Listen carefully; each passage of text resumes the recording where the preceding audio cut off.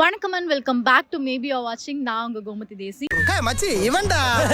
ஆமாடா இவன்டா. எவன்டா? இத்தனை வருஷமா இல்ல இத்தனை நாளா வந்து வீடியோ போடாததுக்கு சில பல ரீசன்லாம் இருக்கு. அதெல்லாம் அப்புறமா சொல்றேன். இன்னைக்கு எதுக்காக நம்ம இங்க வந்திருக்கோம் அப்படின்னா, எக்ஸிட் போல் ரிசல்ட், அந்த ரிசல்ட் இந்த ரிசல்ட் எல்லாமே விட்டாங்க. அதெல்லாம் தாண்டி நாளைக்கு வந்து ஆக்சுவல் ரிசல்ட் வர போறதுனால எல்லாருக்கிட்டையும் வந்துட்டு யாருக்கு நீங்க ஓட்டு போட்டீங்கன்னு கேட்க முடியாது. நாளைக்கு யார் வருவாங்க அப்படின்னு சொல்லிட்டு கேட்டு தெரிஞ்சுக்கலாம். இப்போ நாளைக்கு வந்துட்டு May 4 ரிசல்ட் வந்து வெளியாகுது. நீங்க வந்துட்டு உங்களுடைய ஒப்பீனியன் என்ன அதை பத்தி?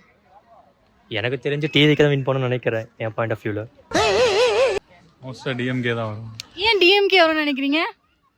அவங்க தான் இத்தனை வருஷமா இருக்காங்க, அவங்க தான் வருவாங்கன்னு நினைக்கிறேன். எக்ஸிட் போல அதான் சொல்லுங்க. எப்பவுமே கண்டிப்பா டிவிக்கு. நீங்களா டிவிக்கு தான் ஓட் பண்ணீங்களா? நீங்க டிவிக்கு ஓட் பண்ணிட்டு டிஎம்கே வரும்ன்றீங்க? மெஜாரிட்டி டிஎம்கே தான். சோ அதனால அவங்க தான் வரும். வந்து டிஎம்கே தான் சொல்லுங்க. நாளைக்கு வந்து May 4 எலெக்ஷன் ரிசல்ட் வருது. அதை பத்தி உங்களோட ஒப்பீனியன் என்ன? தளபதி தான் ஜெயிப்பாரு கண்டிப்பா.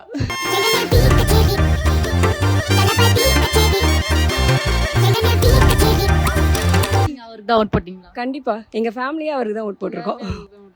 கண்டிப்பா நீங்க என்ன நினைக்கிறீங்க? டிவிக்கு தான். எல்லாரும் அவர் தான் ஓட் போட்டுருக்கோம். மாற்றம் கண்டிப்பா வேணும் மேடம். அதுக்காக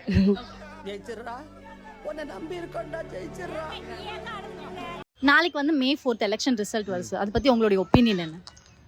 கண்டிப்பா டிவிக்கு ஜெயிப்பாங்கன்னு நான் நம்புறேன். ஆமா, அதாவது என்னன்னா இப்போ தொங்கு சட்டமன்றம் சொல்றாங்கல்ல, அது வரும்னு சொல்லிட்டு எதிர்பார்க்குறாங்க நிறைய பேர். அது எப்படின்னா டிஎம்கே 60 அப்படி பண்ணா ஏடிஎம்கேயும் டிவிக்கும் சேர்ந்து ஒரு ஆட்சி அமைப்பாங்க அப்படின்னு சொல்லிட்டு நான் நம்புறேன்.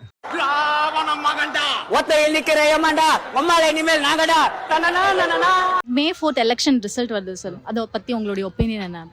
நாளைக்கு என்னுடைய ஒப்பீனியன் என்னன்னா, நம்மளோட தமிழ்நாடு வந்து பாதுகாக்கப்படணும். நம்மளுடைய லெகசி ஐ மீன் திராவிட அரசுகள் செஞ்ச சாதனைகள் வந்து தொடரணும்.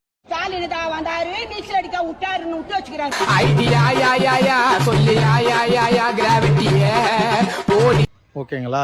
இப்போ தொடரணும்னா நம்ம இந்த திராவிட மாடல் 2.0 தொடரணும்னு நான் ஆசைப்படுறேன்.